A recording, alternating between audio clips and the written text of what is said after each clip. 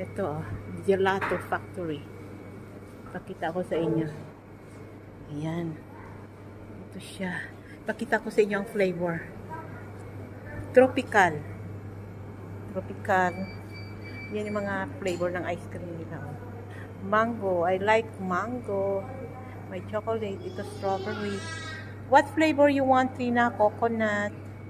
Ask our seller. Ask our seller.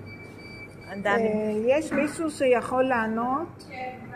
Yan, Belgian chocolate, vanilla, white chocolate, nougat wafer. Ayan, no? Ayaw, chocolate with almonds, caramel, pistachio. Pistachio. Ayun, caramel pretzels. Etong isang magandang design na to, ano kaya to? Wala na. May nakita ako dito na may flag ng Israel. Ayan, no? Flag ng Israel. Ayan. Ayan, bumibili ni. Nakakaintriga tong Ask Our Seller na ice cream. Ayan yung kanilang mga cone sa taas. אני רוצה עד קילו כמה זה? Vanilla and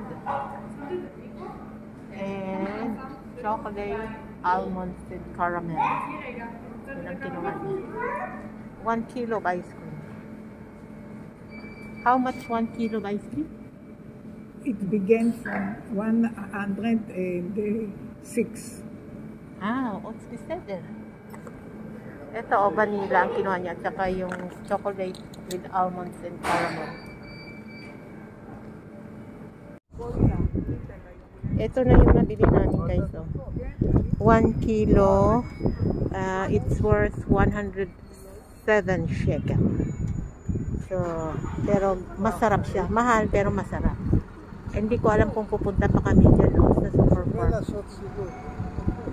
Kasi may hinahanap yan na bibilhin na pampabeauty.